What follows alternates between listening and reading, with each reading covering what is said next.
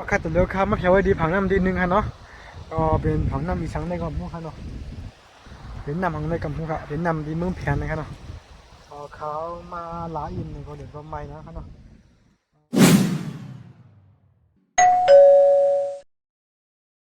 ฮัลโหลเหมือนน้องเซนกันแล้วก็เดือดมองใครกันเนาะหาตื้อดูก็เมื่อไหร่เขาดีกว่า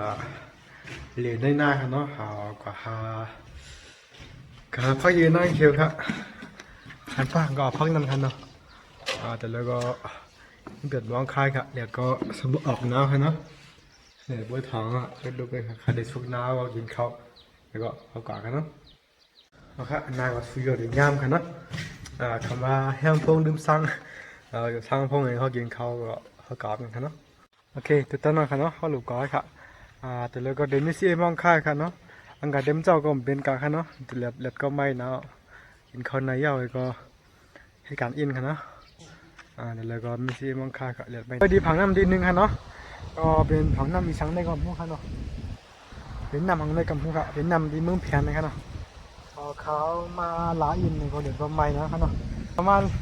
อาหารผังน้ำก็เดี๋ยวมาเดี๋ยวกำค่ะเนาะ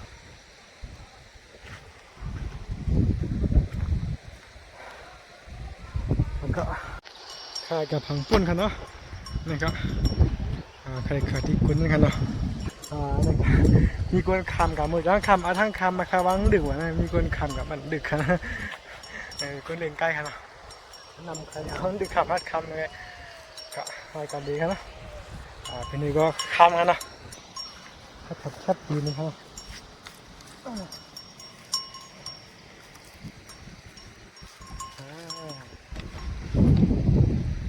นะครับเห็นนำเมืองเพียนะครับไว้นำเขาให้คำเขาให้หลังจากที่อุ้งให้อับอุ้งไว้ครั้งนั้นเนาะเลยเมื่อเพียก็บาดเจ็บเองเนาะมันอุ้งกับเขาเนี่ย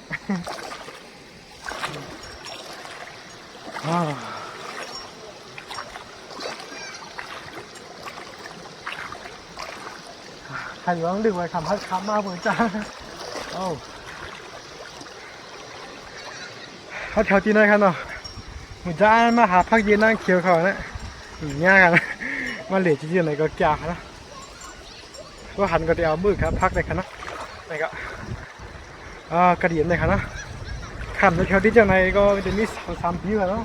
ออกก็ออกเลี้ยเพราะครับออกในเรื่องบอกเขาเนี่ยใกล้ก็เดินมีครับนะครับควรเดินใกล้ครับดูอ่านก็อาบน้ำครับนะเกี่ยวด้วยครับน้ำก็เดินโป๊ะเลยก็ครับเนาะน้ำก็ดีย้อมมาครับเนาะเป็นข้าวแห้งแหละแล้วก็พอเป็นข้าวคือใดก็น้ำเป็นผังครับน้ำดึกครับขอบคุณนี้ใช่ครับผมไม่ชมจอกก็มีครับเนาะหนึ่งจังเขาอันดึกนะเขาในคำพัดลงเขามายากุลเล่งไก่เขามันดึกเขาในระหว่างอาบน้ำตั้งใจนะครับก็เดินโพสใส่กันเนาะจะมันจะเย็นขนาดก็เย็นดีครับในระหว่างก็อาบแก่ขนาดเดือดไหมนะครับอาบกันเนาะก็เป็นวัดครับโอ้กัดเย็นกันลมกับทองกันนะหลังก็อาบน้ำนะข้าวเด็กดีพังปุ่นกันเนาะการดีเกย์คมไม่ปุ่นครับนะครับมันก็ตีถึงใกล้นี่ครับเนาะมาเดินไกลโอ้หินกับนี้ครับดีจอดได้ครั้งละ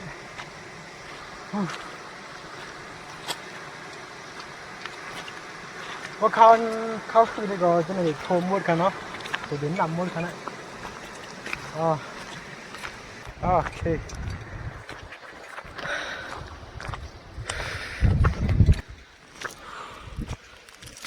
มาดีโคมกันเนาะนี่จะเป็นต้นไม้ต้นไม้หมักสังให้หมักดื้อให้ไหมนี่ครับหมักทั้งกำมือเนาะหมักดื้อให้ไหม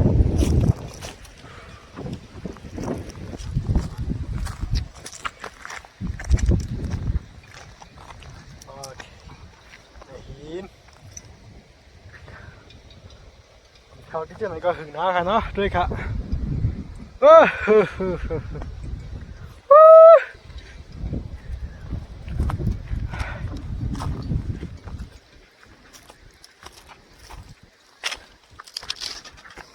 รีเปอร์ดีครับเนาะโยนออกมาจริงๆกับมันกำเลยเอตาติงสิก็ดังขึ้นมากครับเนาะนะครับก็เย็นนะครับ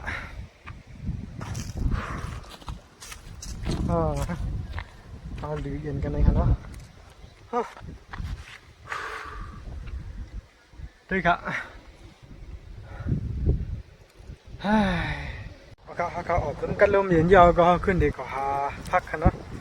คันนั่งไงปุ่นก็อินกันเนาะนั่งไงก็ลิ้นนำกันเนาะก็เย็นนะครับแล้วขาขึ้นเด็กขึ้นมือขึ้นกันเนาะขึ้นกันในหน้ากันเนาะไปหาพักขึ้นนะ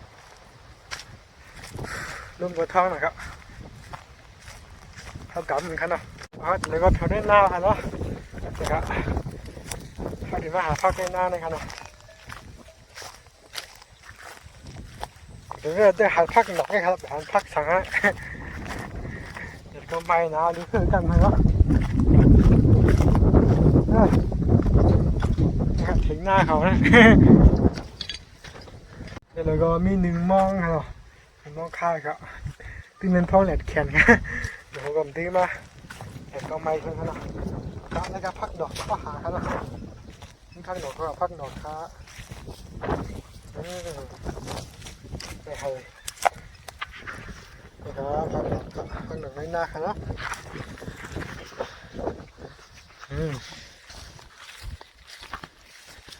นี่ครับพักดอกครับนะครับในตรงนาเขาลูกเพียนกันนะพี่น้องใต้เขาครับตรงนาใต้เขากันนะนะครับ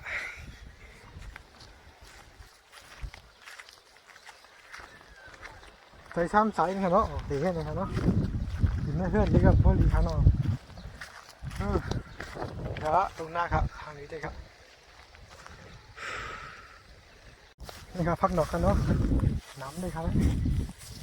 เดินมาพักดอกกันเนาะนะครับมาเก็บเงินนะมันก็ไม่นะครับนี่ครับพักดอก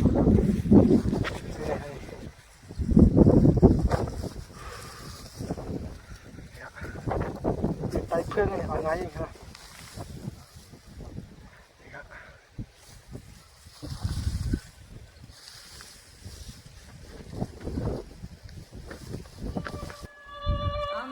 เงินคำตำตะลักนางทางเสาลักเล็กเสียงเศร้าเมาขี่นาปีวันยามกับตามกามหอดยามมาเลียวพักดอกก็พักดอกกันเนาะเนี่ยในพักสองมือ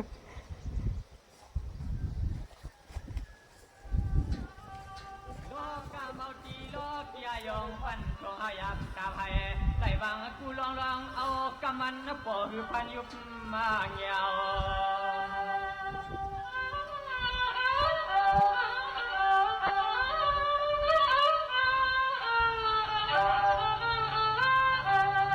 อย่าหัดวัดตาตอนเลยก็เปลี่ยนหลวงเงินนาในเอาเปลืองลอย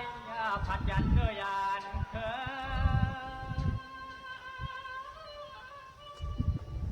อในครับเนาะนี่ก็ได้เป็นหน้าครับเนาะแล้วก็เก็บพักยาวมันอยู่ดอกมือครับมาหันถึงเตาครับนี่การกดเตาครับมาพักเขาใครได้อะไรพักดอกให้ครับมีพักสองครับแต่ก็ไม่หนาวใครเนาะแล้วก็ถึงเตาหาเจ้ากับผ่านครับก็มีเจ้าเนี่ยครับนี่ครับเดี๋ยวชมเตาครับนี่ก็ยิ้มเดือนหน้าเลยครับนี่ครับชนเตาเขามาสิอย่างเตามือกันเนาะทำอะไรพักดอกไปมาในนาน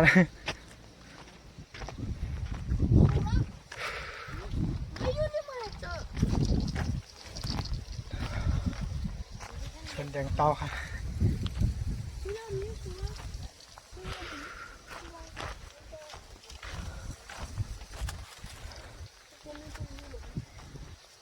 เขาสิอย่างเตามือครับ